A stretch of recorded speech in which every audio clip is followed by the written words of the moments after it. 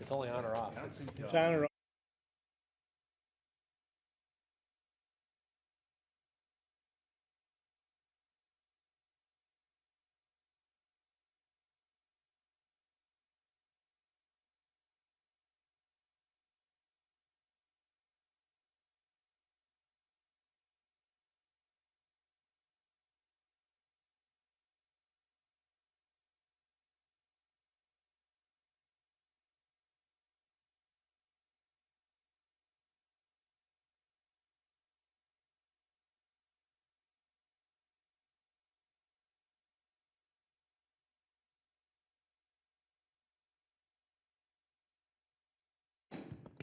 Good evening. I call to order, pretty loud tonight, huh? I call to order the meeting of the Mayor and Board of Trustees of the Village of Burr Ridge for Monday, April 22nd, 2024. Mike Stratus, why don't you lead us in the pledge?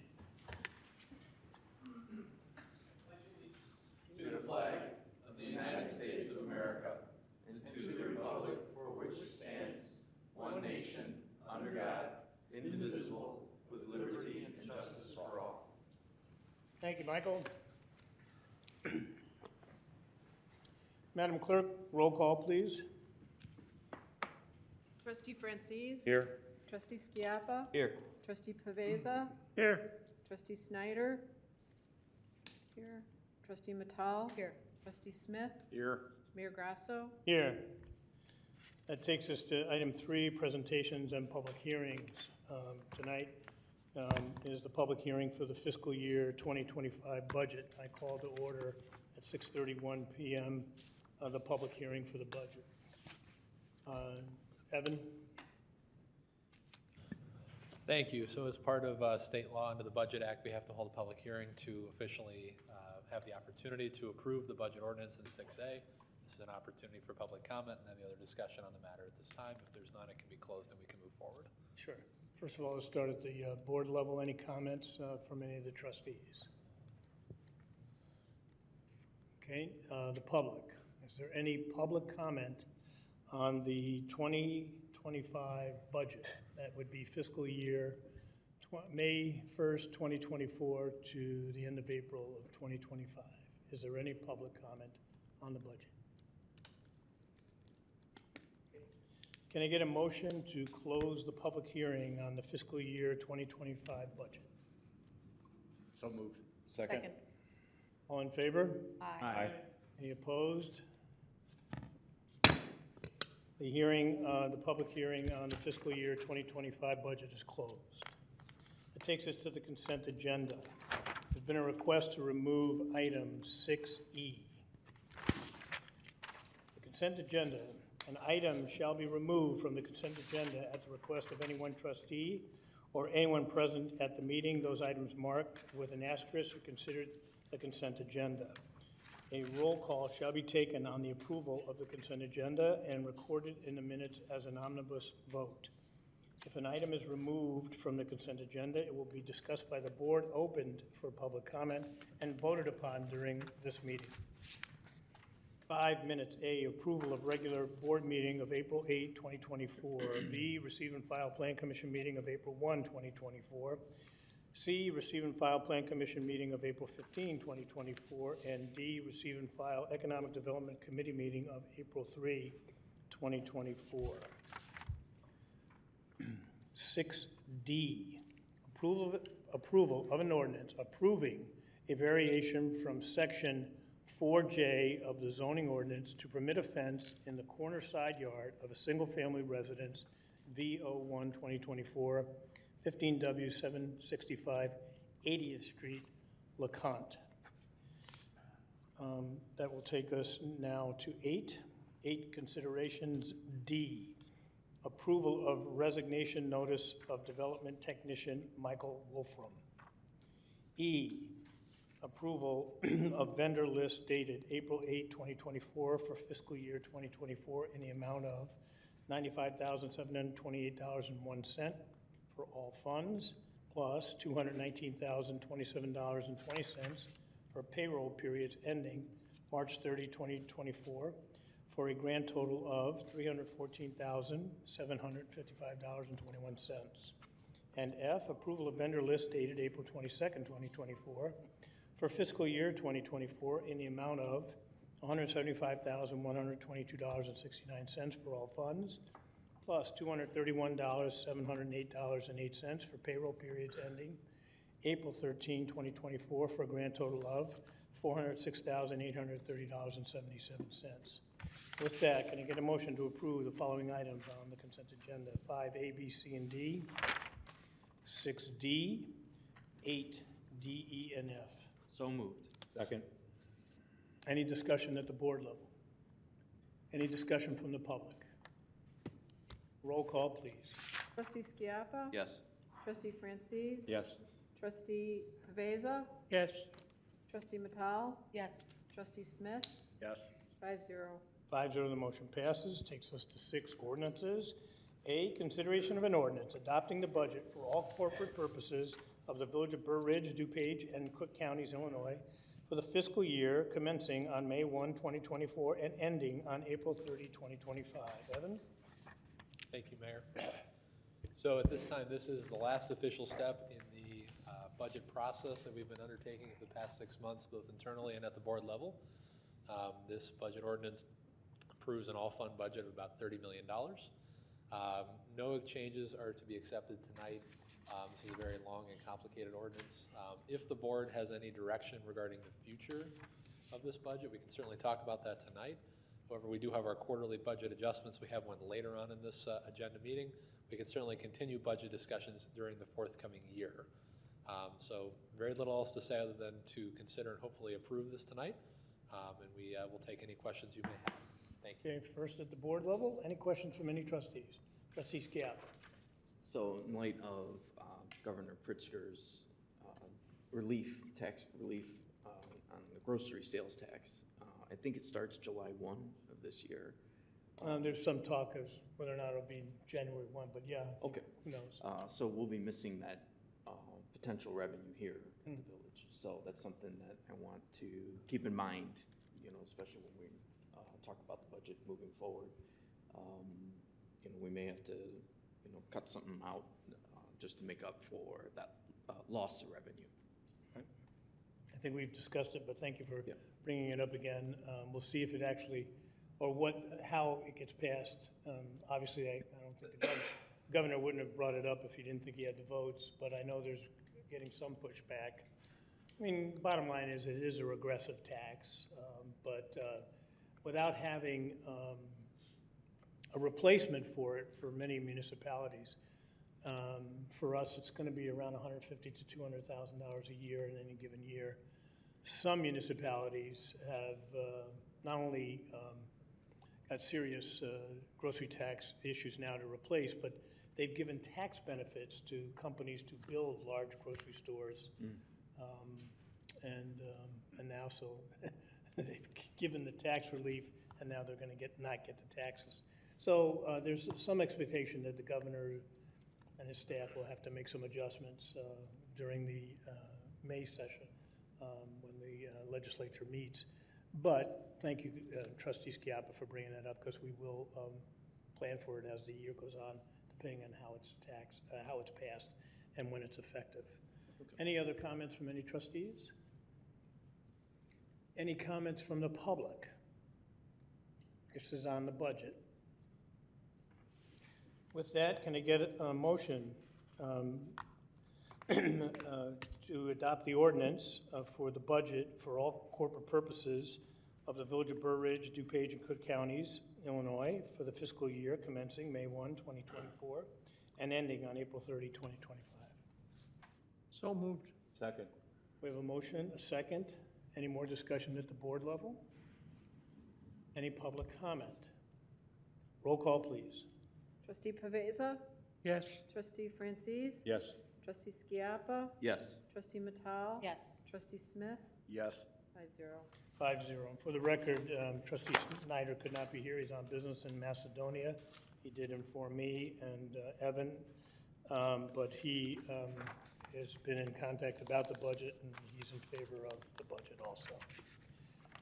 That takes us to 8B, consideration of an ordinance amending section 2.6.1 of the municipal code of the village of Burr Ridge. Evan? Mike? Certainly. The regulation of public comment at village board meetings requires that the municipality adopt rules if it attempts to put any limit on public comments. The village of Burr Ridge is very liberal in allowing public comment at all portions of the meeting. Most municipalities allow public comment at a dedicated portion of the agenda. Burr Ridge has item 9, which calls for public comments, but your code also permits public comment, and you had a good example of it tonight with respect to the consent agenda that you just passed. You allow public comment on the consent agenda, but you also go beyond that and allow the public to comment on all agenda items before you take a vote. And the village code is completely absent of any limitation for the overall time limit of public comment. You have a 5-minute per person public comment rule, but you had no limit with respect to the allocation per agenda topic, and that could open the door, and it has in the recent past on 2 occasions with respect to the resolution that we passed at the last meeting, and if you recall, we had the gas station, the truck stop matter, that public comment went for a long time, and you did not have the ability to put a time limit on it because that time limit must be available to the public in your village code. So this is an ordinance that allows you to establish a cap of 30 minutes per public comment that is permitted. And because you allow this liberal interpretation of public comment on every agenda item, we needed to specify that. I had a conversation with Evan that I could sit here at a meeting and opine that because your code only lists public comment in 2 sections, that, yeah, you could go ahead and cut off comment on a particular agenda item, but that gives rise to requests for review at the Public Access Council. And so to eliminate that, we've provided that you have a 30-minute limit on any agenda item, whether it's your public comment section, the consent agenda, one particular item, and it's per item, not unified, and a total of 30 minutes per meeting. So that allows for plenty of public comment. I don't think you need to resort to utilizing that tool, but it's okay to have that in your tool shed. And the mayor or the presiding trustee would have the discretion to make it longer than 30 minutes. That is correct. Okay, because if 6 people took up 5 minutes, that would be 6 people. There might be 8 or 10. But we have had a couple of occasions when we've had many other people. And it's been on the same theme. So people were saying things differently, but in support of the same item that was on the agenda, or against the item in the case of the Quick Trip. And we actually got a public access request for review following that truck stop hearing, and the Attorney General's office looked at the video and determined that we did not cut off public comment. We did not limit public comment to one point of view. That's because, Mayor, you allowed public comment even after everybody spoke, repeating the same theme. You asked for them to try to limit that, but having said that, you allowed that to continue. The PAC had, in their opinion, pointed out that, well, you don't have a time limit, but you let it go on until it resolved itself.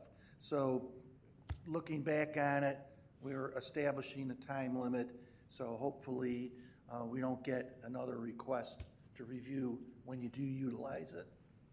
Okay. So it gives the chair a little bit more authority to control the situation. Again, it's always been our policy to allow people to speak. As I know, I've gotten stares over times when we've allowed some residents and others to go well over the 5 minutes. But this will at least give us the ability to control it within a definite time period. And it's allowed, it's commonly done in many other municipalities. Okay. So that's the reason it's on the agenda tonight. Yes? Question, does this also apply to our plan commission meetings? Or is this just our village board? This is, this particular section of the village code only controls village board meetings. Okay. The Plan Commission recently adopted a rules of procedure for public comment, and Janine, I believe they approved a 30-minute limit. Yes.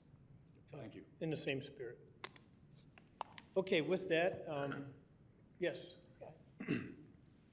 I would agree that we have a generous and liberal public comment speaking portion of our meetings. We give each resident, each petitioner, each person that wants to speak before this board, we give them at least 2 opportunities. Once during the agenda item when you ask for public comment, and also once at the end of the meeting. I've been to other meetings in other villages and also school board meetings, particularly LT meetings. You're given 3 minutes to talk. There's a large, bright red LED timer staring at you, timing down the time you have left to count to speak.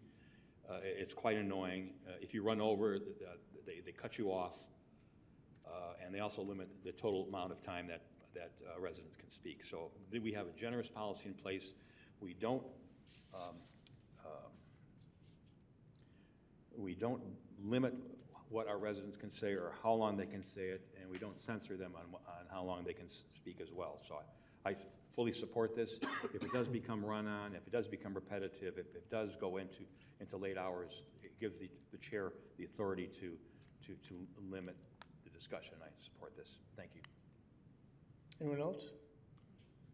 Okay, with that, can I get a motion to approve an ordinance amending section 2.68.1 of the municipal code of the Village of Burr Ridge?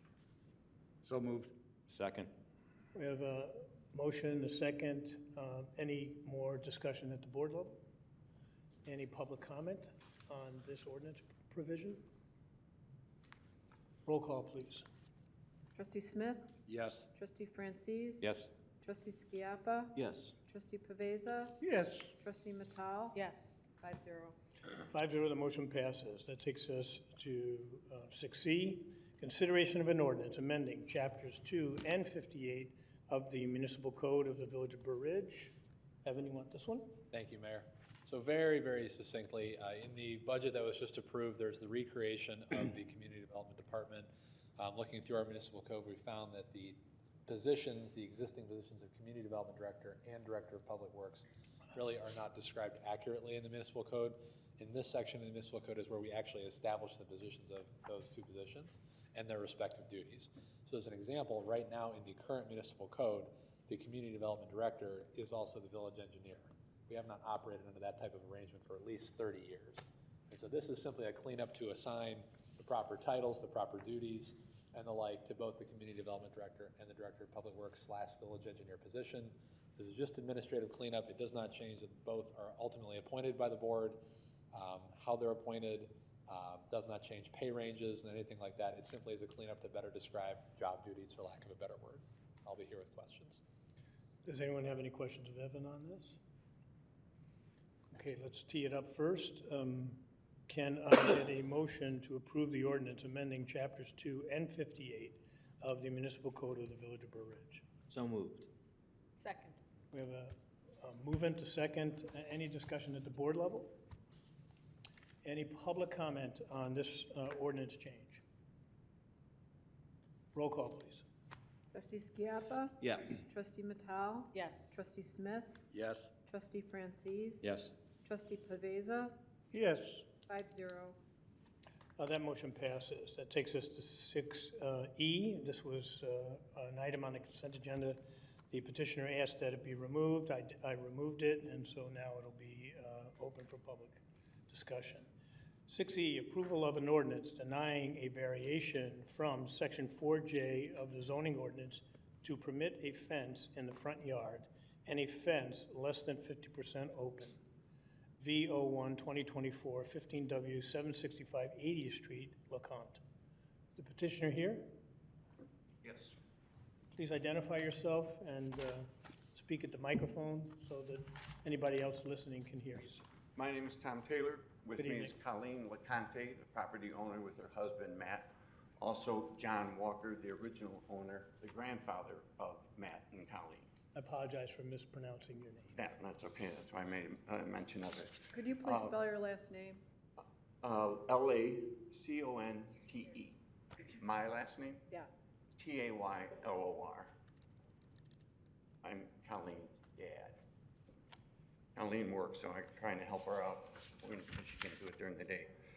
So our first mistake, we put the fence up. We didn't get a permit because John put the original fence up in the 70s, and so we thought we were only doing a section. We thought we didn't need it. The old fence was falling down. Colleen's got 3 children, 3 years and younger, 2 twin girls and a 2-year-old boy. The old fence was plastic lattice, some chicken wire, some garden fencing, and some old wood, and some patches wherever was needed. The kids could get out, the dogs could get out. 80th Street, right by Gower Middle School, is packed in the morning, it's packed in the evening when there's events, and it's packed in the afternoon. They pull in the driveway, the parents do to get the kid, turn around, get out.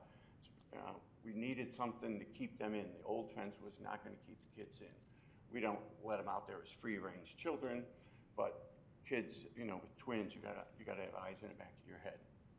So we put the fence up. We only did 50% or so, we thought. We thought you didn't need a permit for that. It was 50% or less. So we made that mistake.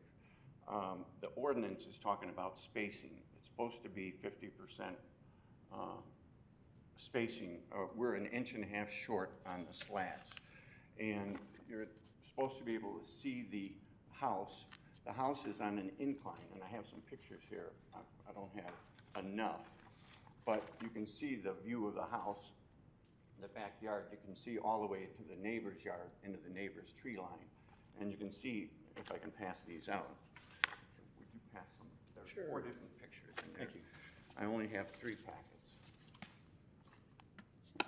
You can see the first picture is the fence looking through the backyard into the neighbors. And so the purpose of the ordinance, I think, is to not have any stockade-like fences so you can see in the backyard. And you don't want anything blocking the house. The house is raised up. The top of the fence is equal to the floor line of the house because it's on a slight incline, and it shows that in one of the pictures. So in order to comply with the spacing issue, the whole fence would have to come down, and that's a financial burden that these 2 guys just can't undertake. And we're only 1.5 inches short on each of the slats, and you can see through it. We got nothing nefarious going on in the backyard. We're just trying to keep the kids in and the traffic alerted to the yard there. And the hard part is on the other side of the school, there's houses, and they have a stockade fence, which is over 5 feet, and ours is 5 feet with slats that you can see in the backyard. You can see the front of the house. John put trees and bushes in the front of the house before Gower was even built. So you can't see the house. If the fence came down, you still couldn't see the house because of John's old world trees and bushes. So we're looking for a variance on the spacing issue because it's really not blocking the view of the backyard or the house. We're just trying to keep the kids safe. That's all we're trying to do. And the other side on Madison Street is warehouses and offices. No offense, but I don't know who's in those offices, and I don't want them having easy access to the yard with their kids in it. Yeah, and I think the one pictures I have in that package is the other house with the stockade fence blocking everything from the school. And we didn't do that. That's this one. Yeah, that's the house on the north side of Gower, so they're the neighbor on the other side of Gower, they have a privacy fence.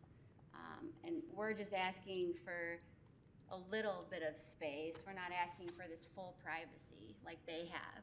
So they must have an ordinance. This is your fence. Yeah, that's our fence, yeah. So we're not trying to hide anything, you can see through it, it meets the spirit of the ordinance. It may not meet the technical 1.5 inch spacing that, you know, we're 2.5 and it's supposed to be 4, so we missed it by a little bit. So it was our mistake, but to take it all down for that seems extensive. Anybody else want to say anything? No, actually, This Just is- have to come in and introduce yourself and then oh, speak into the. absolutely. Into the My name microphone. is Donna Walker, and I've lived there since 1970. I was 11 years old. So ever since then, we did have, as Tom has said, our fencing originally was bushes. Anytime that somebody would want to come to my house and pick us up, I would simply say, look for the scariest house on the corner because it is surrounded by bushes. Once before Gower was being resurrected, right across the street, my dad did put in a fence and it was split rail. He had to repair it a couple of times because it was doing the lean. We did, and you can ask the police department of Burr Ridge how many times they have rescued the dog Scooby from getting out. And so they would know him by name and bring him back. Then we put chicken wire or rabbit wire all the way around so the dogs wouldn't go out. They did have a nice improvement by pulling the split rail fence down in order to, yes, make sure that my great nieces and my great nephew are secure and that the dogs would not, they do have 2 dogs that are larger. They don't want them to get out on the street like Scooby had. So we are asking humbly for the request to keep the fence in place. Okay, thank you. Yes, go ahead. My name is John Walker. A little history that I bought there. The house was built in 1956. And the owner was named Tower. Well, my wife and I purchased this house in 1970. In 1970, there was bushes all along 80th Street. And eventually they kind of rotted out, so I took them down and I put this split rail fence up. And then it's been there up until I sold it last year. And I do want to say that my dad is going to be 94 this year, and he is very hard of hearing, so he probably didn't hear what I shared with you. I didn't hear it all. He didn't hear it at all. And literally, the dog did eat his hearing aids. Not their dogs, my sister's. So, I don't know if there's anything else that you want me to add? No. Okay. I think that's it. So this home is separated by 80th Street, Gowers on one side, and this home's on the other? Yes. Yeah, okay. All right, do you want to say anything else? Otherwise, we'll hear from Janine. And then I note that Commissioner Stratus is also here from the Plan Commission. Correct. Yes, so this is a corner lot, as they were referring to, with 80th Street to the north. And then we have Madison, I believe Evan's going to pull up an image here. There we go.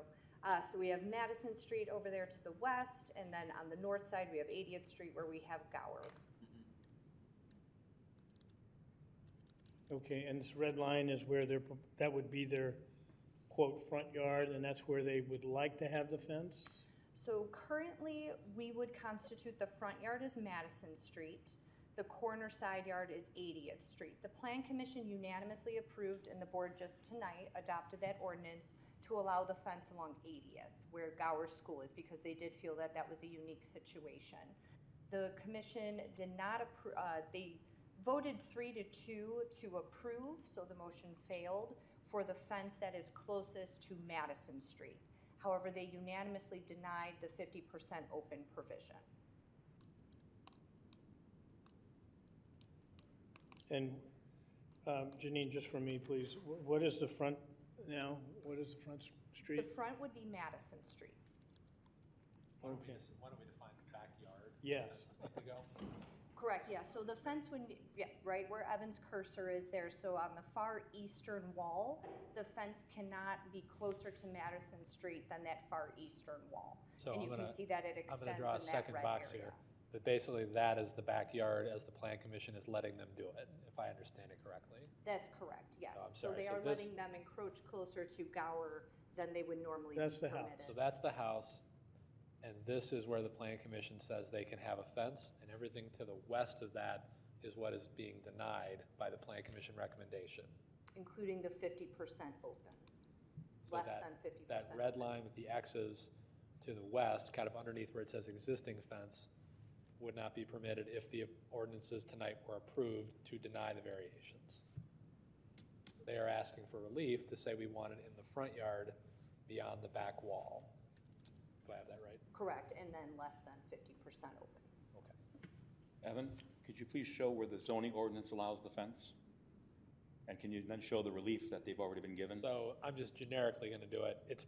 That is where technically the zoning ordinance allows you to do it. Again, there's a corner side yard setback. I think it's 30 feet in this zoning district. So they are getting relief to have it against the street. Normally that is not permitted. That was already approved in 6D. So they are actually being approved. They are, under this plan, allowed to have in a larger box than you would under normal entitlement. So, and so they've already built the fence? Is the rest of that red line the fence?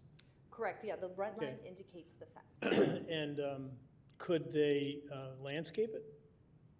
We would allow landscaping as long as it's not obstructing vision. They are a corner lot, and I don't think there would be any concern about obstructing vision if landscaping was in the approximate location of the red lines there. That would be our only concern. Okay. Commissioner Stratus, can you give us a little bit more insight?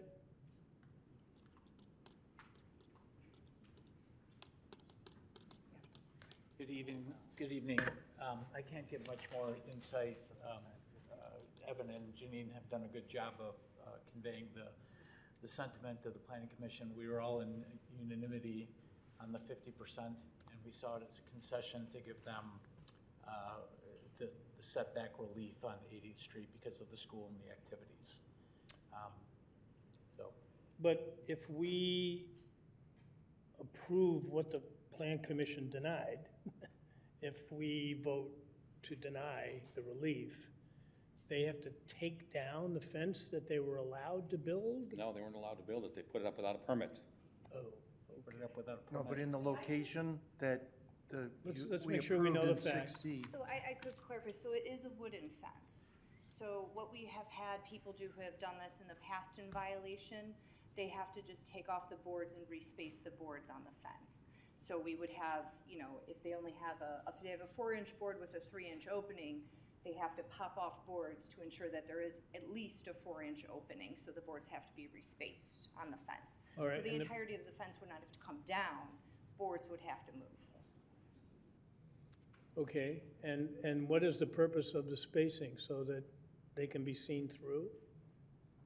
Correct, it's village, the regulations in the zoning ordinance that we want to have that semi-transparent fence, at least 50% open. Since, I can kind of defer to maybe trustee Francis, who has more history here, but that 50% open provision has been on the books for, decades, to my knowledge. I think your question was more related to taking down the whole fence at where it would otherwise not be permitted, if I understand. And certainly So it wasn't built, it's beyond where it could have been built, and then it was built without a permit in violation. Correct. And then it doesn't have the proper spacing.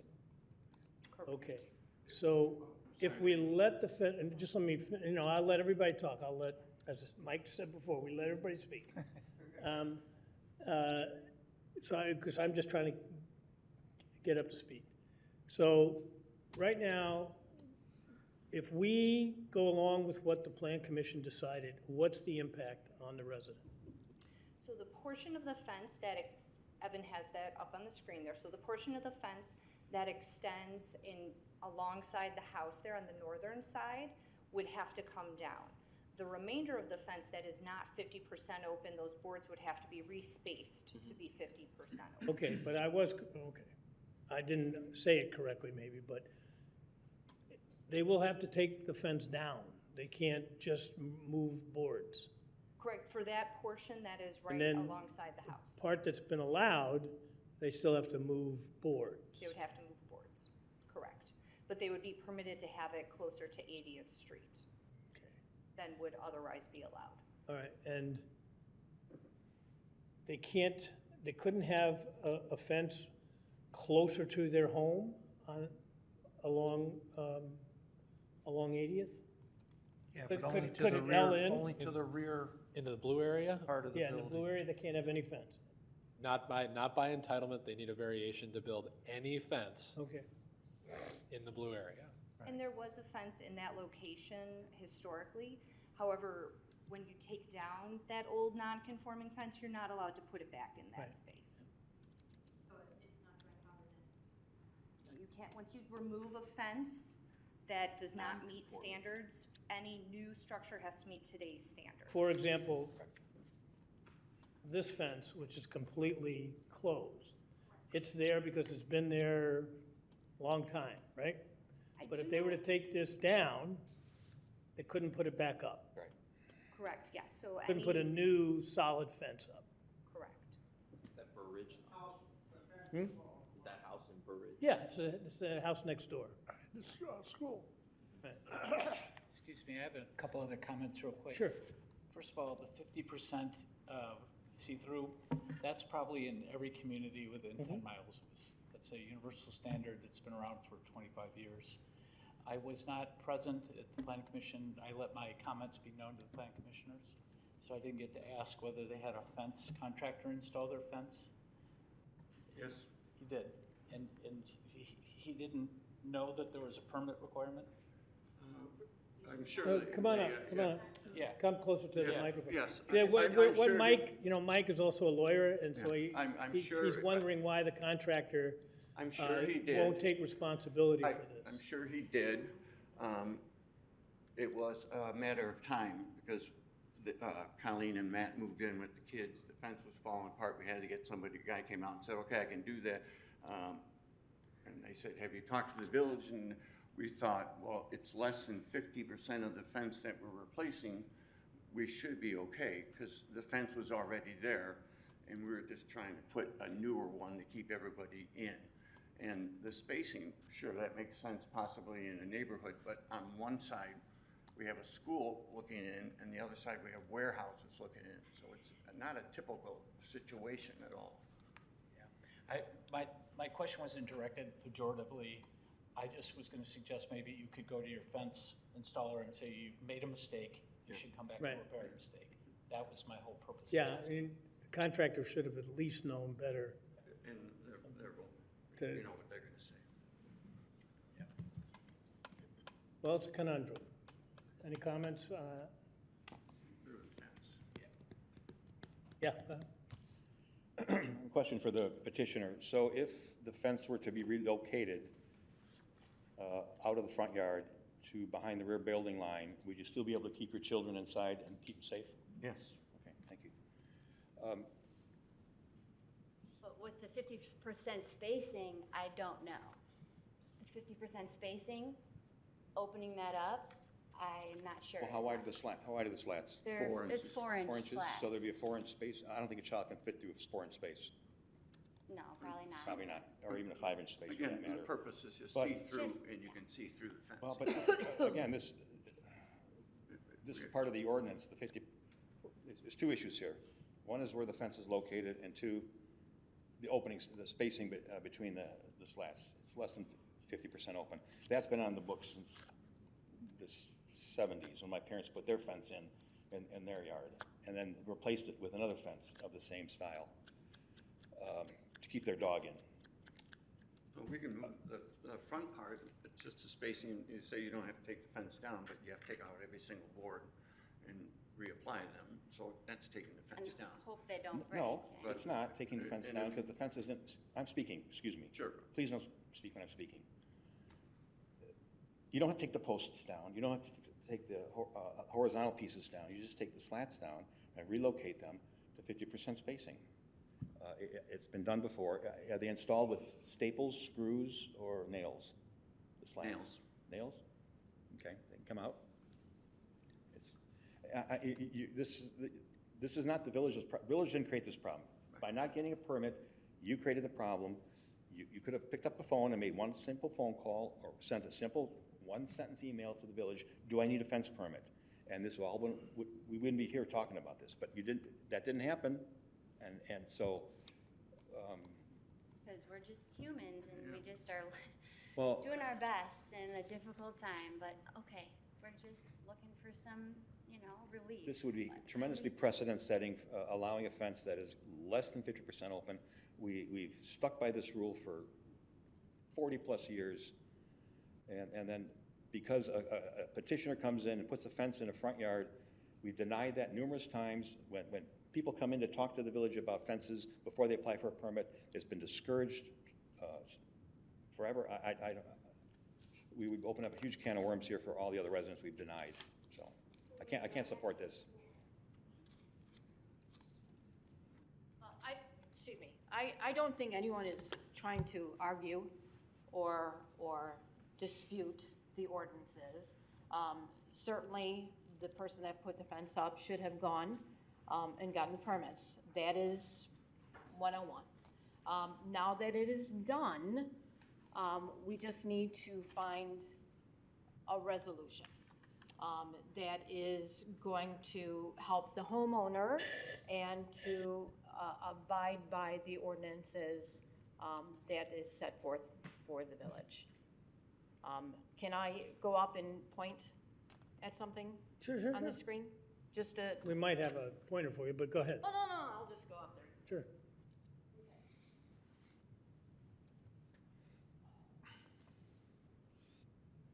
And I can talk loud. So this is the backyard, this is the front yard, this is all industrial right in here. Okay. This is the house, there is a deck that comes off here. When the deck was put in, there was a fence that was kind of hidden because there were bushes right here.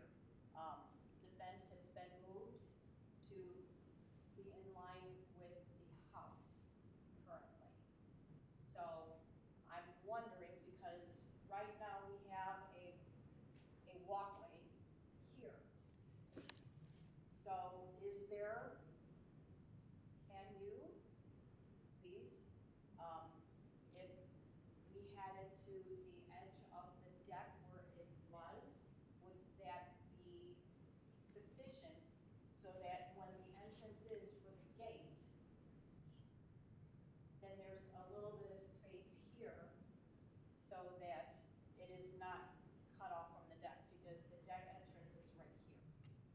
So we'd have to kind of shimmy a whole lot of things on the deck in this here. You see what I'm trying to say? I don't follow it fully, but I do have a preliminary question, maybe then you can explain it a little bit more. Mrs. LaConte, you said that the children can be back there and be safe. I want to address the safety issue first of all. You have little children. If they're in the backyard, how are they safe? You said that they can't get out. Yeah. I know you don't. I know you don't lock them in and tie them down, even though there are times that you might want to in the near future. But how do they not get out of the yard? How are you confident they'll be safe and not wander onto the street?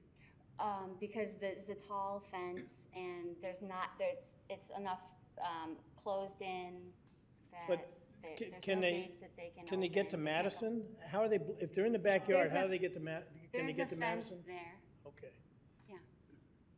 So it's all enclosed. There's a fence on this There's side an of the old house. fence that we didn't replace or fix. It's the Okay. On opposite that L. side over there, it's falling, it's, So it isn't a safety issue because the way it is now, they would be safe, even if the other fencing was taken down? I'm sorry, I'm not really following. So Yeah, they are safe right now because the fence is completely enclosed and they can't get out. All right, so what part will now be open if we make you take down some of the fence? Just the 50%, I'm saying if we have to open up the 50% slats, now it's gonna be, you could see my children a lot more. There's all this traffic from 80th Street from the school. So it's not as, I don't feel as contained and safe. I feel more open and exposed in the unique spot that we're in. I wouldn't have asked for this variance, you know, this consideration if it wasn't a unique situation compared to other places in Burridge. Would you be able to put some shrubbery in front of the fence? That way, then people can't see through the fence? I'm sorry, are you asking then to take down the fence? Put No, this- no, on the inside, put some shrubbery Right. or even. Once we adjust the fence, you mean, like fix, Yeah, once you do the 50%, then you can put some plants or something. There'll be no that would money, be no more money steps, left. that's, yeah, I understand that. That way There are they'll more have things- privacy, Right. right? We're trying to make a lot of improvements to the house and spending all of our resources on it, so we just didn't want to redo this really nice looking fence that we had thought improved the property and made it a nicer place for us to, you know. Anybody have any ideas? Yes, Russ? So I saw Commissioner Stratus sit down. If I could have you come back up, please. So there's obviously 3 votes for the fencing. Commissioner, is there any discussion on the little piece of fencing that's going around the porch area? Again, I wasn't in attendance at the Plan Commission when this was heard. I read the petition, the application beforehand. I read the Planning Commission minute notes afterwards, and it was discussed. But my interpretation is nobody liked the idea of it being in the front yard. We're already giving a concession in the side yard. And again, one of my notes to my fellow commissioners was, as Trustee Franzi said, the precedential value of this. I've been on the Plan Commission for 12 or 14 years, and we've turned down, we've probably been asked a dozen times or more for this exact fact situation. We didn't know the rule. We put in a fence that was not 50%, and we've been pretty rigid on that to prevent. Thank you. So I drove down 80th Street. It's a very narrow street. And I am concerned, though, when I hear that we have parents using 80th Street, backing up into your property, and then letting off their children. That bothers me. That's literally probably a one-vehicle road. Matter of fact, when I drove in there, it was very difficult to come back out. So that does bother me considerably here. I doubt very much we're going to do any variance on 50%. But I would like to see maybe us trustees look at allowing the northern part of that fence to stay. Not the west side, not the front, but just the northern part that's facing Gower up here. Could you be more specific? Could you point? what Yeah, you're so, talking about? Evan, if you could just basically highlight the house. Yeah, you just got it, Evan. That's the house. So the north of there, right there to east. So go back up. Yep, the corner. There. So I just want You're to be moving clear. that thing. This there is already going to be permitted by your. Yes, now go Right. go Now you're west, saying right there. that. Yes, I would like to see that be part of the fencing allowed. It is being allowed. I thought that's. No, what it that's was. the No. confusion, Okay, because now that's beyond That the becomes a front backyard. yard. Well, Okay. the front yard is actually off of Madison. Right, but I mean, it's past the backyard, so it's now in the front yard, even though it's on 80th Street. So you're suggesting, and just leave it the way it is, and Still have to abide by the 50%. so then they'd have to change the Yes. boards on the entire length. Correct. Okay. And this 50% rule, are you able to remove some of the boards enough to get 50%, but not have to move them all? No, not mathematically with Yeah. 4-inch boards. You'd have to take all the boards off, and then eventually you're probably gonna have to cut down one to make it fit somehow. But you'd have to take them all off, 'cause it wouldn't work. Taking, So the spacing on this fence violates our ordinance Yep. because it's 'cause you can't see. too through it. narrow. So, Not enough space relative to the slats. 2.5 inches instead of 4.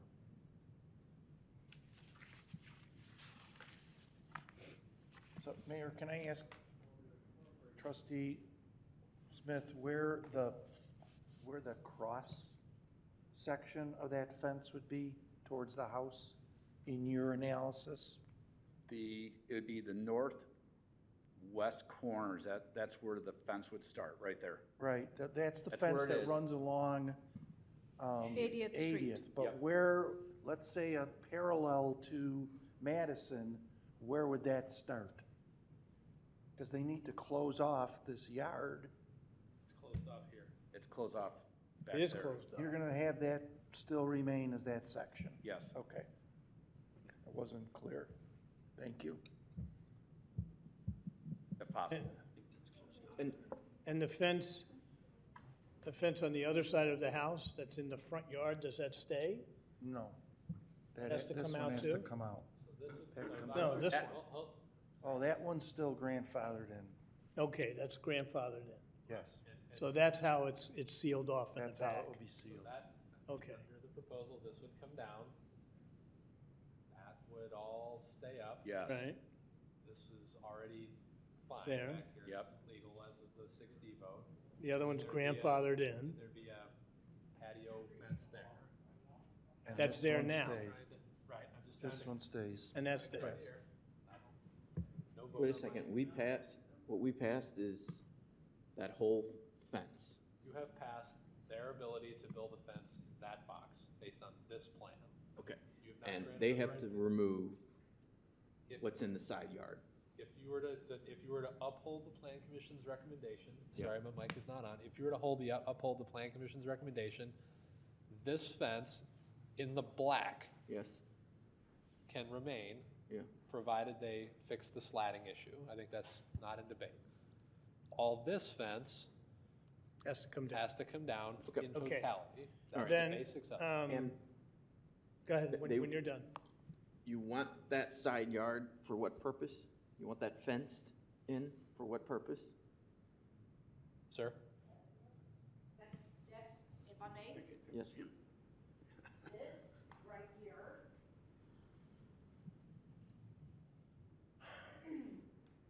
This right here is the walkway in. Right. So if you put the fence here, Yes.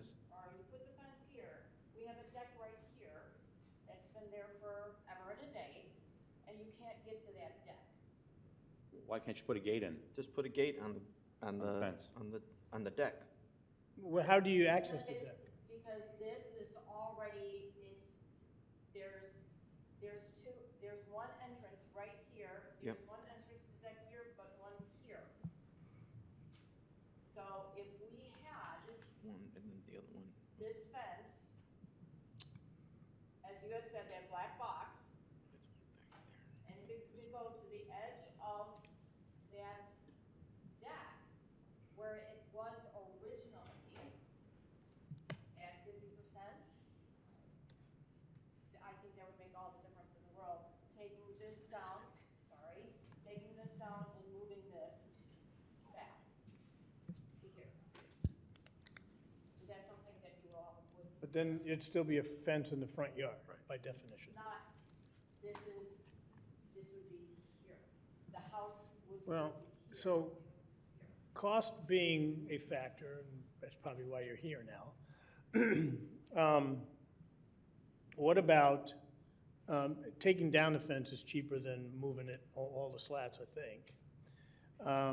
What about taking down, on the 80th side, The part that, That, take that one down, move it. and then take down that section that's in the front yard, There, right there. that is. Take the- that down, take that L down, because that's illegal, right? Yes, that's You what can they're. take that L down, and then allow them to keep the rest of the fence up without making the slat change, because that's the expense. And we note that this is not precedential, it's a compromise, so that they can keep the fence up that's non-conforming, but they have to take down the section that's highlighted and the one in the front yard.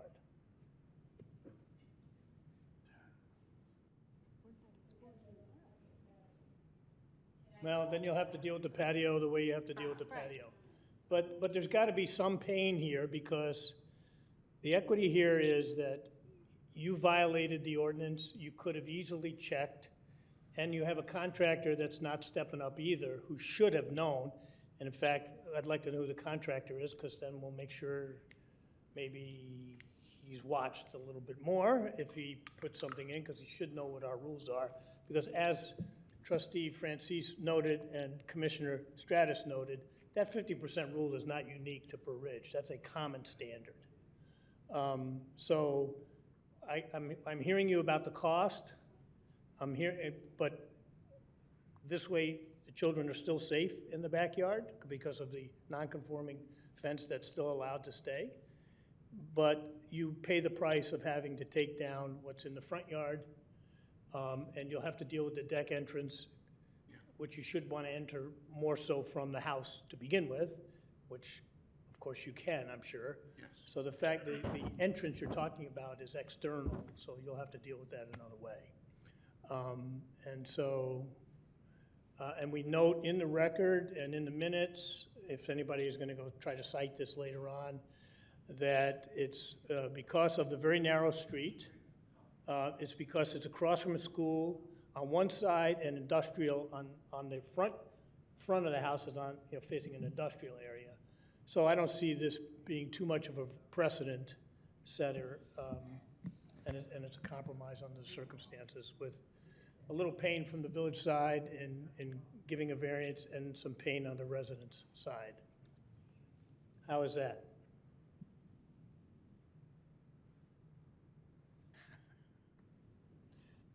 But then their whole deck is exposed, and that, I mean, the exposure to 80th Street still remains, if we're trying to protect that's for that. That's part of the That's what I'm trying to keep. problem. Just to address that, the next project, getting a permit, is to fix the deck, because if you could see the deck, it's falling apart.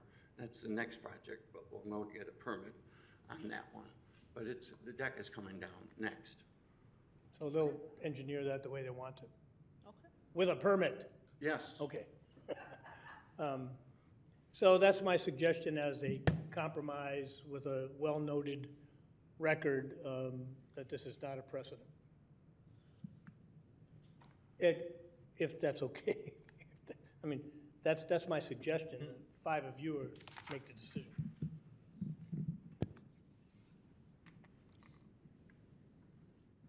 Is anybody willing to make a I'm willing to go motion? along with your recommendation, Mayor. It's a tough situation.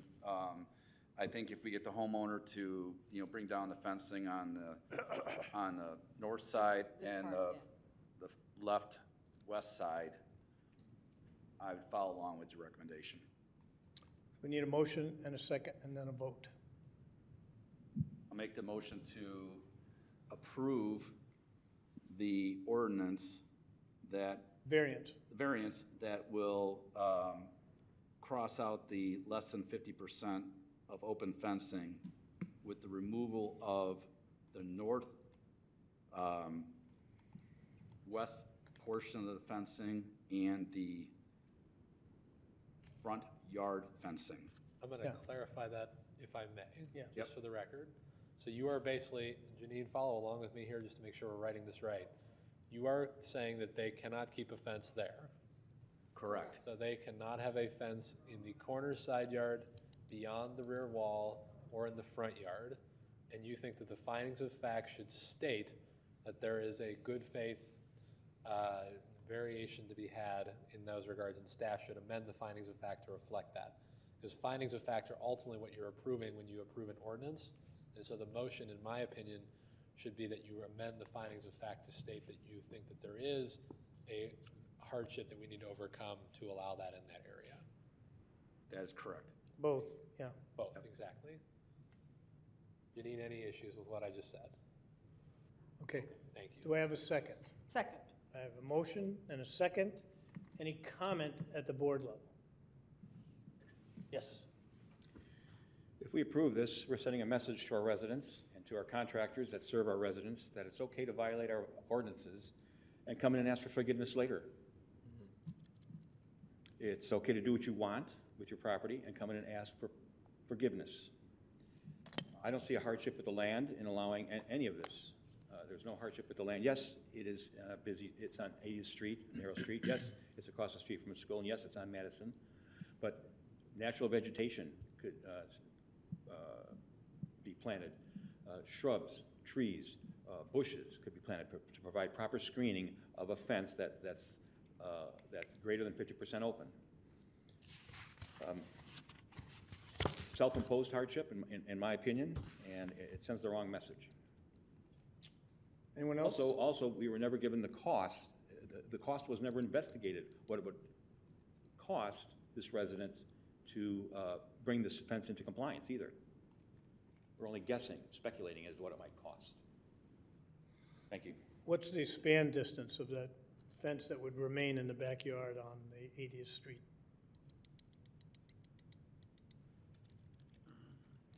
I'd like to get some better exhibits next time, too. I mean, this is poor at best. It's the original plot, yes. The original plot's fine. It's the scribbling on there that we're having Right. trouble with. I understand since amateur. So it says 268 feet, and That's the full length. that's the Probably full length about of it, 80 right? feet. I think it would be about More than 80 that. feet. 90. It's more than half. It's probably almost 2/3 of that, so. Okay. That 260 is from Madison back to behind the garage. So the section Okay, that would so- stay is, I think, 10 8-foot sections. I think it's, So 80 feet. yeah.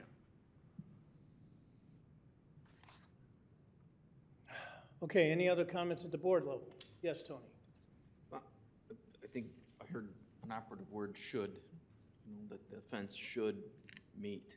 What should have happened is we were contacted where we can give you the ordinances on a fence. My backyard is Madison. I have an aluminum fence. I put shrubbery up for privacy. And that's what I think is applicable here. And I'm afraid of the precedents that we'll set of doing the act and then asking for forgiveness. And that's what I'm having a hard time with. I mean, the house was purchased knowing that Madison Street is to the west, 80th is to the north, Gower is to the north, and the industrial is to the west. And those are my comments. Thank you. Anyone else? Any comment from the public? Okay, we have a motion, a second. We've had comment at the board level, no public comment. Roll call, please. Trustee Smith? Yes. Trustee Matal? Yes. Trustee Francis? No. Trustee Skiappa? No. Trustee Pavesa? Yes. 3-2. 3-2, you need 4 votes to pass an ordinance. And so- And you have the right to break a tie or weigh in to make it a 4-2 vote.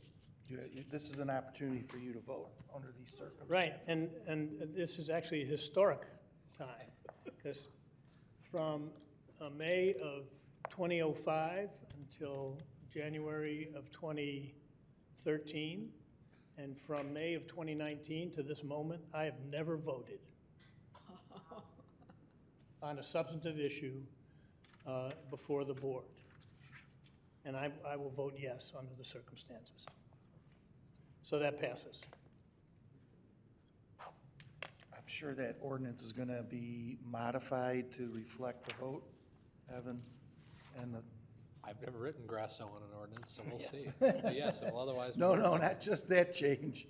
The fact that you're denying It'll be the a front complete- yard and you're allowing the variation on the spacing. It'll be a rewrite. Okay, thank Yeah, and you. I'd like to see it written up, well, I may even frame it, but, no, I will, either way, I would have had to vote, but I'd like to read it so we get a good, clear understanding that it was not the intent of the board, certainly it's not my intent as mayor, to set any precedent or any idea that people could ignore that. I also want to know the name of the contractor who was involved, and I'm going to give him or her a personal call. Because so far, based on what I know, he was derelict in what he did. Should we email that to your office? Okay. All right. Record's clear on that now at this point. That will take us to resolutions. A, consideration of a resolution in support of accurate partitions, corporate class 6B renewals, 160 Tower Drive, Burr Ridge, Illinois. PIN number 18-19-300-033-0000. Evan? Thank you, Mayor. So I just want to state at the beginning, the petitioner is not here this evening, so I'd ask the board not to make any final decisions tonight, either table or delegate, as I'll explain. This is a request that we received recently from Accurate Partitions Corporation, located at 160 Tower Drive in Burr Ridge, near Carriage Way. It is a request for a Class 6B Cook County property tax incentive renewal. So the basics are, when you get a Class 6B in an industrial setting, you are eligible for a property tax cap. So I'm going to use example figures here to talk about what I'm talking about, not specifics.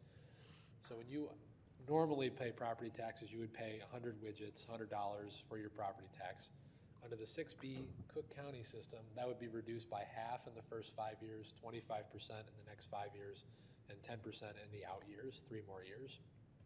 That is what they are asking for tonight. The reason why they are coming before the village is because the village must support a resolution, such as is on your agenda, for them to be eligible for Cook County consideration. This is not a village program. This is the only step that the village would have to take in this process. Now, what happens is, normally, if you're paying $100, we get $100, we being all the taxing bodies. However, when that's reduced by half to 50, those $50 are made up by other taxpayers. So it's not like everybody loses $50. It's made up by other property taxpayers within the taxing districts that property resides within. So it's not a true loss of dollars for any agency, but others do have to make it up. The water has to go somewhere in that regard. And so staff is putting together the application, but because there's no real way for the village, we don't have a policy on how we do these. Staff's recommendation is this be directed to the EDC for consideration.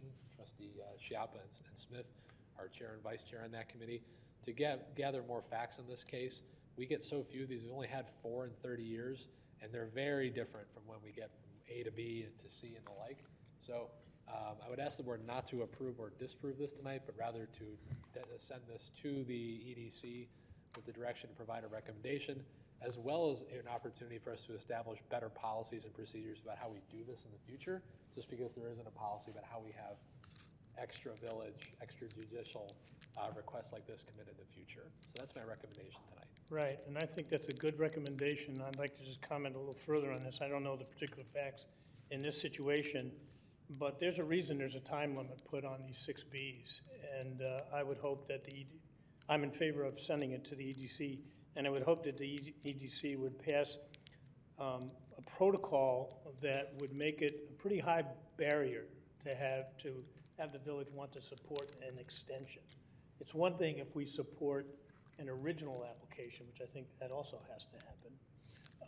So the village must have supported this at some point. I'd like to know when, just for my own edification. But for an extension, since it is now more tax dollars not going to the appropriate bodies.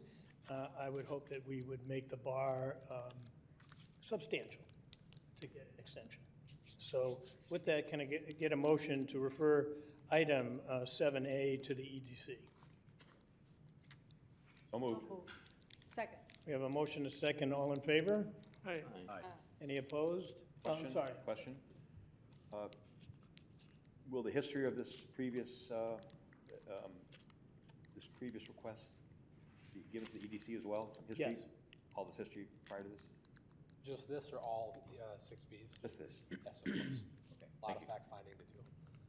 Yeah, find out the reason for it, and find out why someone needs an extension after all this time, because they're pretty lengthy, I think, to begin with. So we have a motion, a second, all in favor? Aye. Any opposed? That matter passes. It will be referred to the EDC. 8A, consideration of the fiscal year 2024 Q4 budget adjustments. Evan? Cool, all right, we'll keep it rolling. So this is our last budget adjustment of the year. As the board knows, we do these every quarter. We are 9 days from the end of the fiscal year, 10 actually, I think. These are just some clarifications we need from the board. Can be done on one vote. In effect, a lot of these are already in the budget. The increases in capital transfers to fund projects, some of the budgeted expenses that we put in there, such as the BSNA cloud, Muni code, et cetera, have already been discussed at the board level. And a lot of these are actually ROI, so pension refunds. These are people who left our pension funds. They don't have to be a beneficiary for all time like they do now. So while we're paying out $136,000 for a refund, it means we're not carrying that liability for the rest of their life. So in actuality, that's a pretty big ROI on the expenses there. Otherwise, there is some general fund revenue in, and there's some corresponding expenses out. Here to answer any questions you may have. Any trustees have any questions?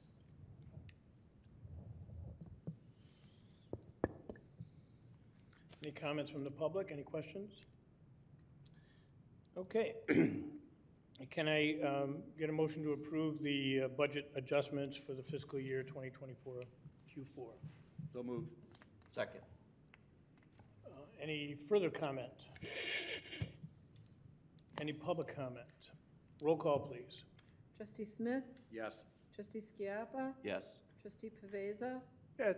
Trustee Matal? Yes. Trustee Francis? Yes. 5-0. 5-0, the motion passes.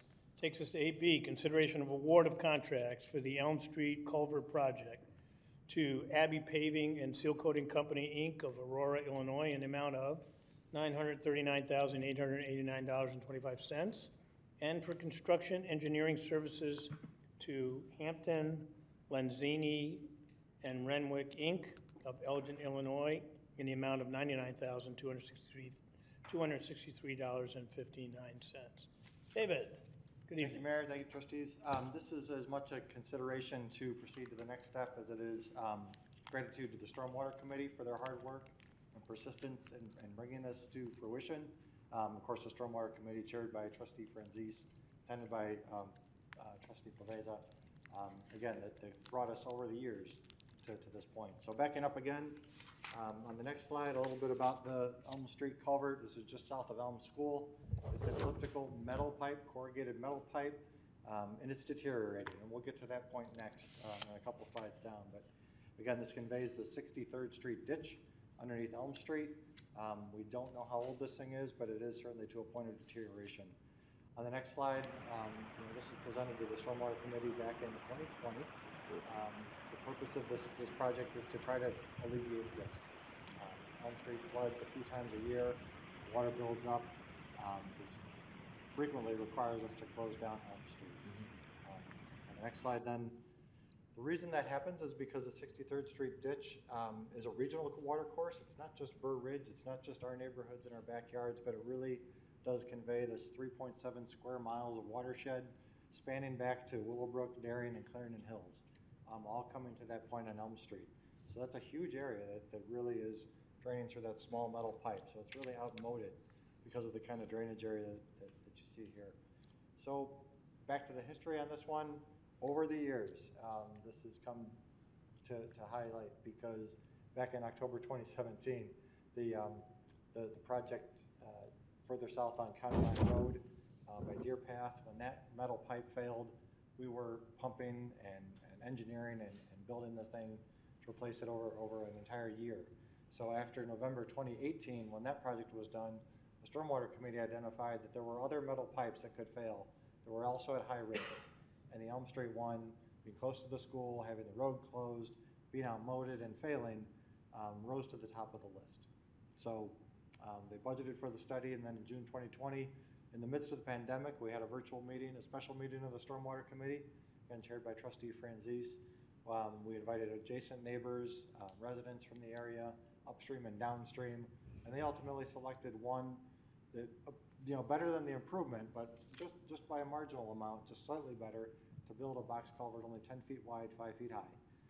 So with that, we persisted in going through the engineering, going through the next steps.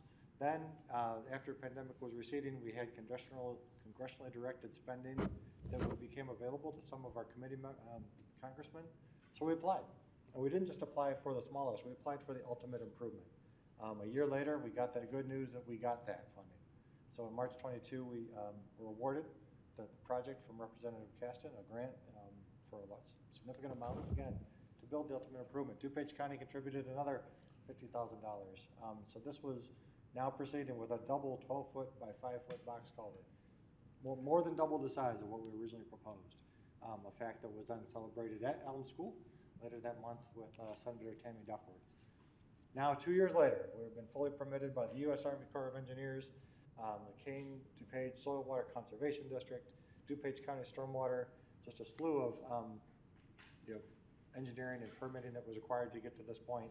And so we then published the bid notice and proceeded to our bid solicitation. So on the next slide, what is it that we're getting?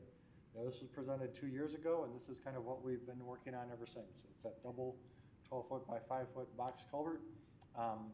It's going to have some environmental enhancements, stormwater, water quality improvements, stream bank stabilization, really going to beautify a little bit. It looks horrendous right now. We've had to remove a lot of trees. We're getting calls from neighbors about how much and why so many, because we're doing a massive improvement up and downstream of the box culvert.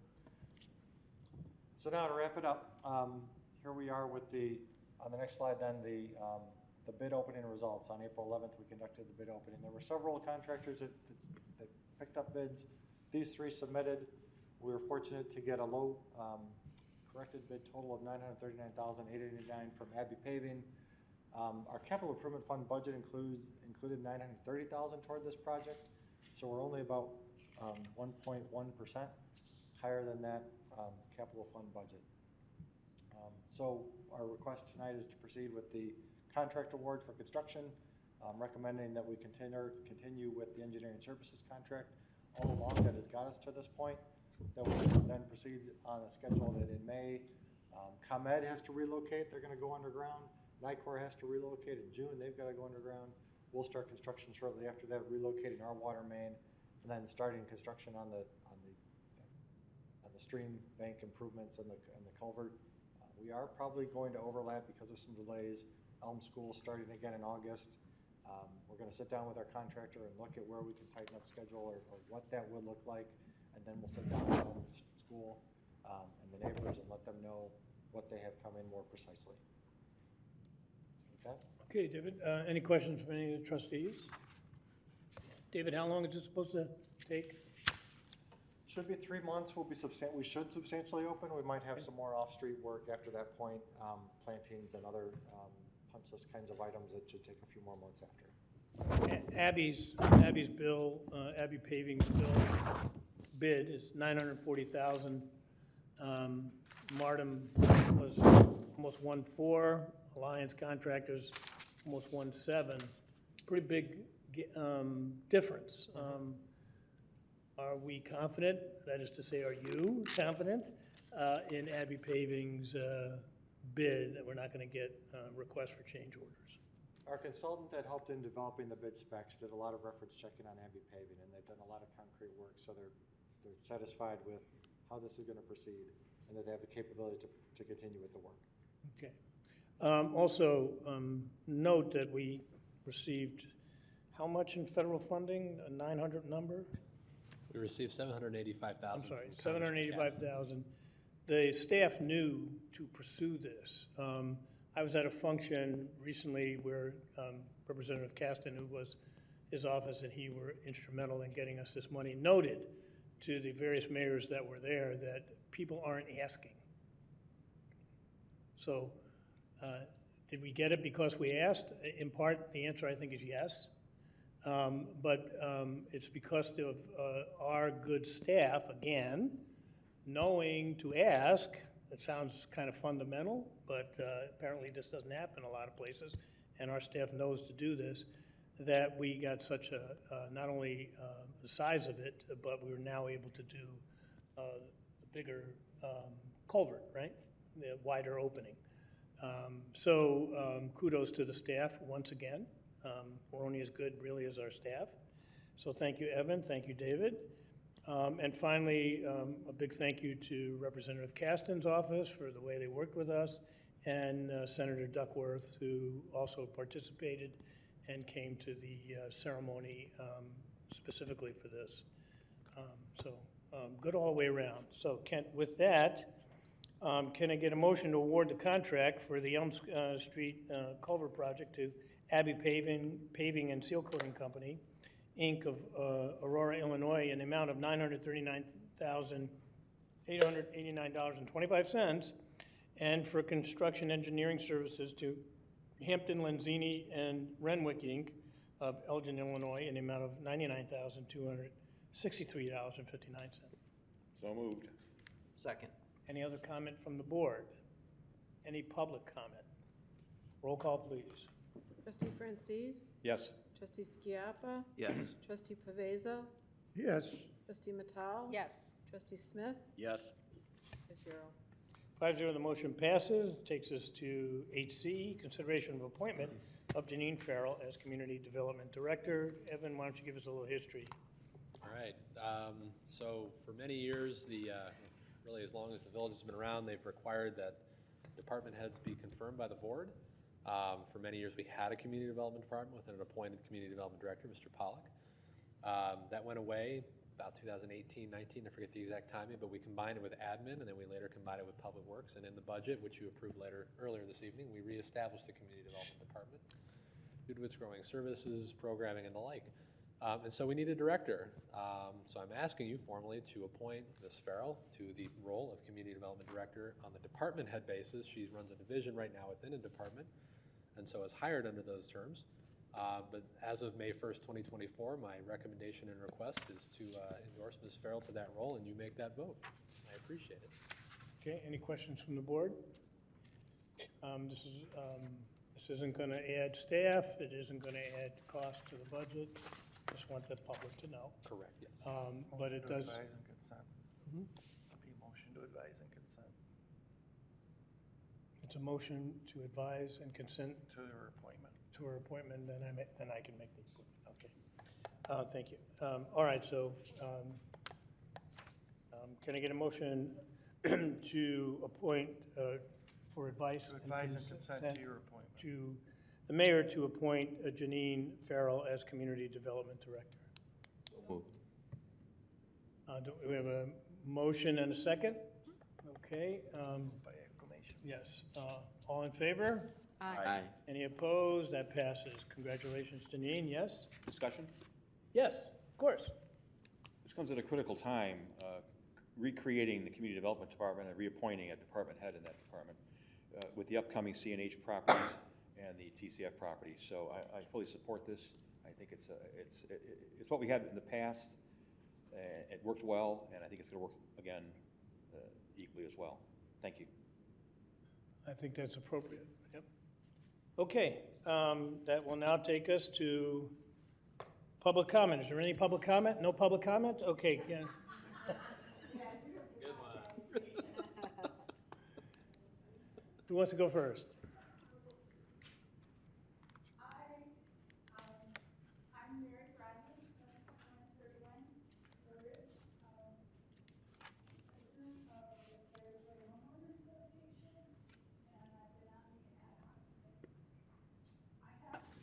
It's not on? Okay. I I just really have a simple thing to say tonight. I know you approved the accepting of the minutes from the Planning Commission meeting of April 15th. And there were 9 letters that went into the public record, but I don't see them in your packet as part of the minutes of the Planning Commission. So I want to be sure that you know that there were 9 letters that talked about the CNH site, pages 169 to 197 in the PDF file of the Planning Commission packet that is not in your packet. So I would like to be sure that you note those, and one of which I particularly look for because it was for my husband and myself. And we quoted the newspaper article from the Tribune about the congested I-55 freight corridors and the count and all the traffic that goes on I-55. We are particularly concerned about the CNH concept that's currently out there. It's not a formal petition yet, but we are concerned of what we are seeing in that concept. And we are concerned for environmental reasons. We are concerned for truck traffic. My husband and I are particularly opposed to any cut-through traffic that is going to get generated if you extend Veterans Drive. I really don't think we should extend Veterans Drive. And also, we are really concerned about the 50-foot high buildings. But it's all in our letter. There's other letters here, including some from, I know, Ms. Toronto and other people from my neighborhood. So please read those letters. If you need them, I printed it out. If you need it for tonight, I don't know the procedure, but I would like to be sure that you have them. Thank you. Okay.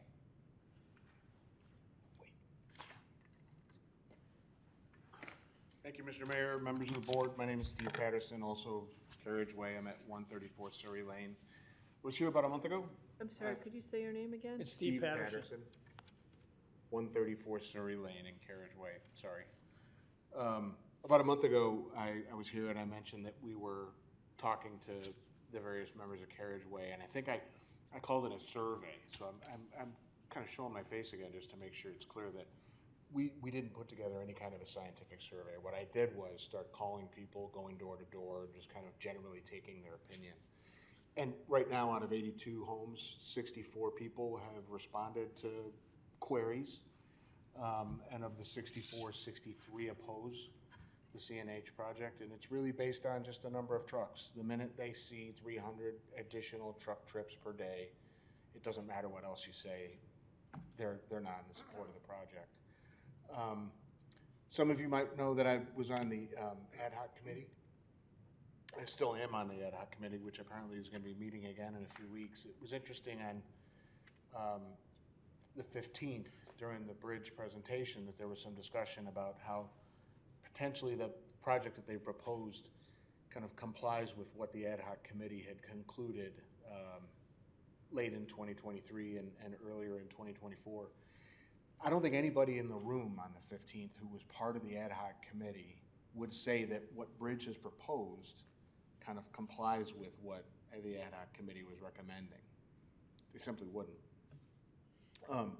No one was considering, I think the chairman of the Plan Commission brought up the idea that there's 258 loading docks in Bridge's proposal.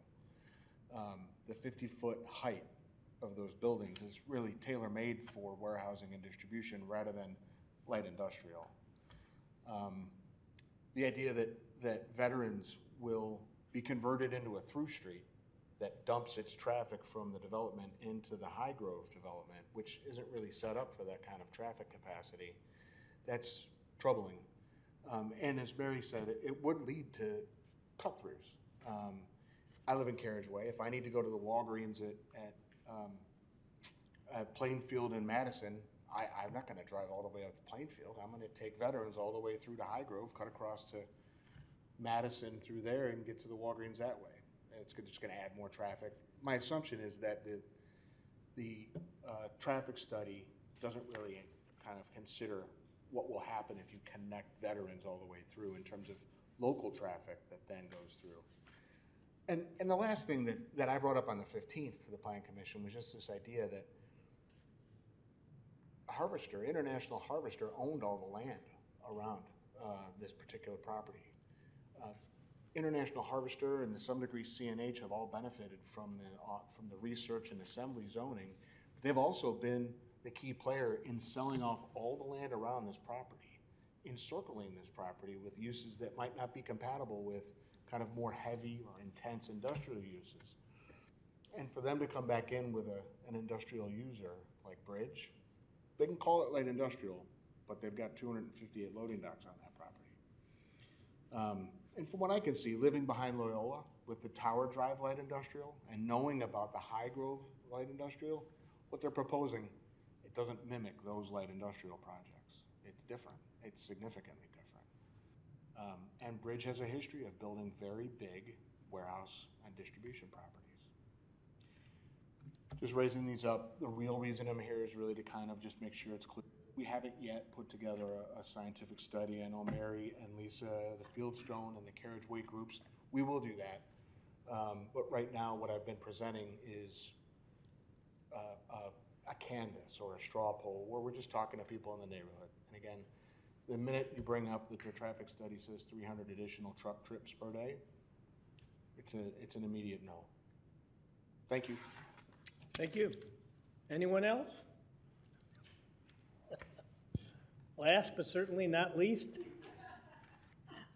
Very briefly, Lisa Turano, Turano, and I own the property at 6916 Fieldstone Drive in the Fieldstone subdivision.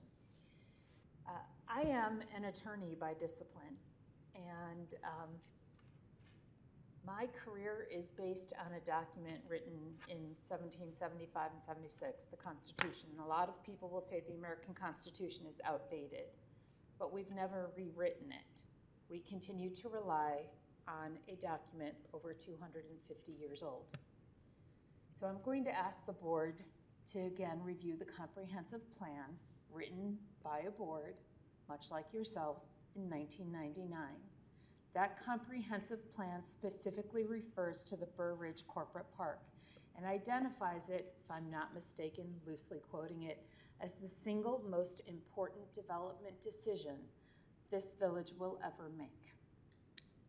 It goes on to say and recognize that even in 1999, the direction of development would result in trucking, distribution, et cetera, and specifically says, but that's not who we are.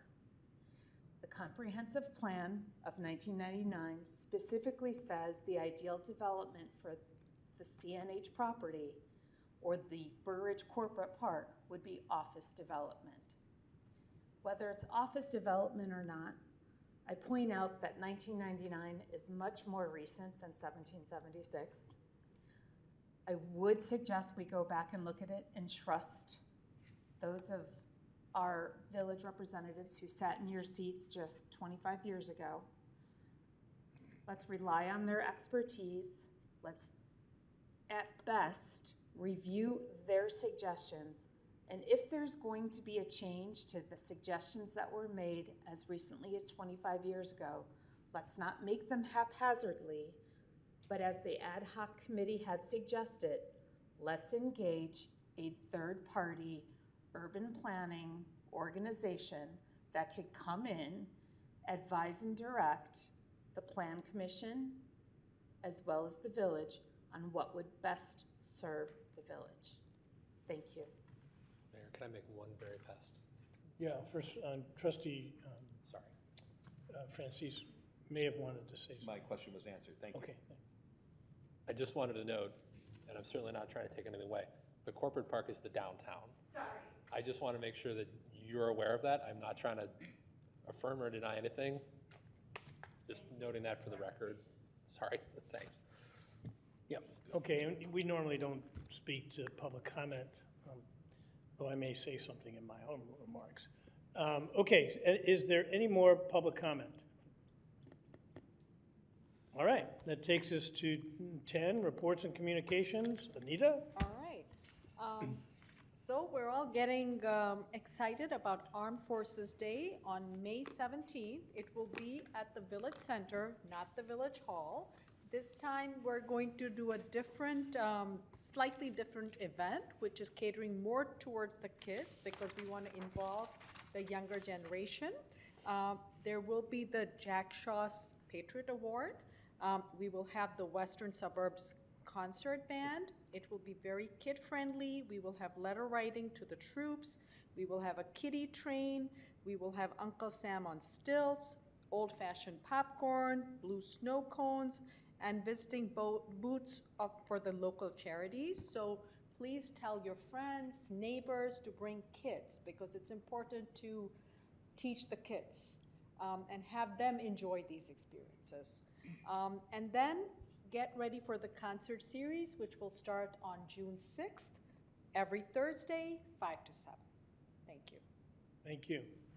Any other trustee? No? Okay, a few comments from me. First of all, we've been recognized, Burr Ridge has been recognized for 30 years now as being a Tree City USA. And I received this from Dan Lamb, who is president of Arbor Day Foundation, recognizing us as a 30-year Tree City USA member. And so thank you for that.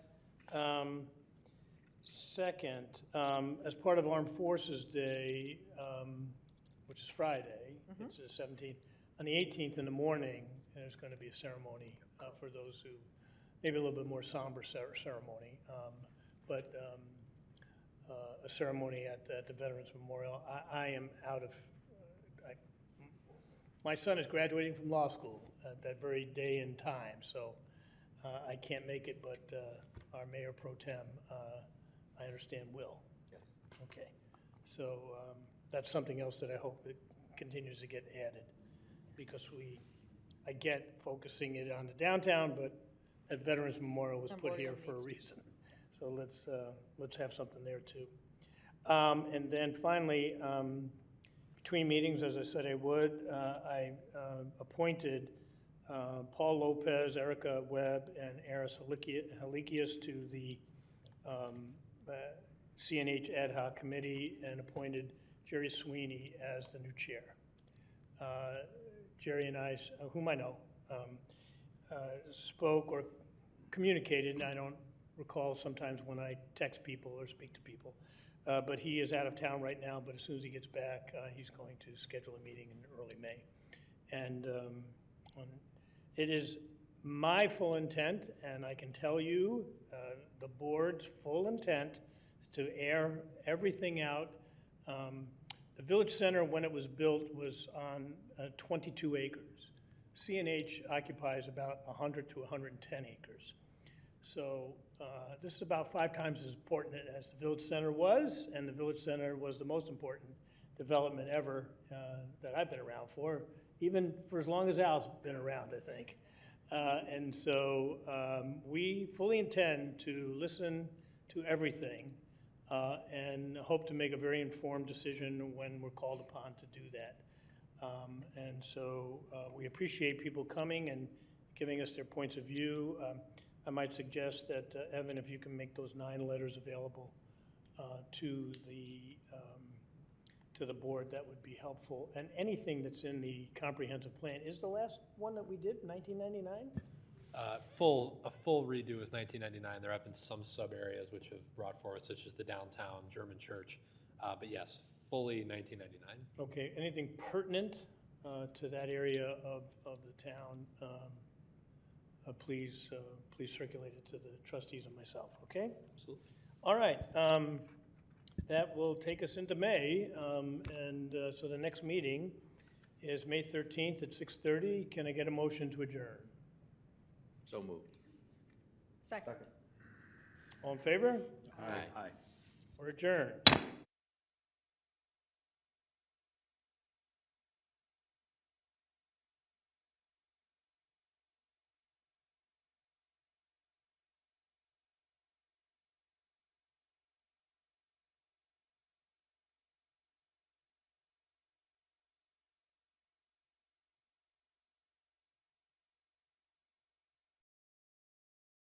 through. Saving energy saves you money. Learn more at EnergySavers.gov.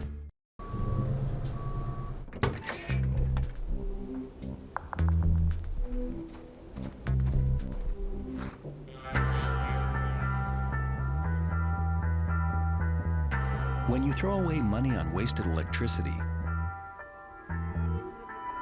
you're throwing away everything you could have bought with it. Saving energy saves you money. Learn more at EnergySavers.gov. Cracked out on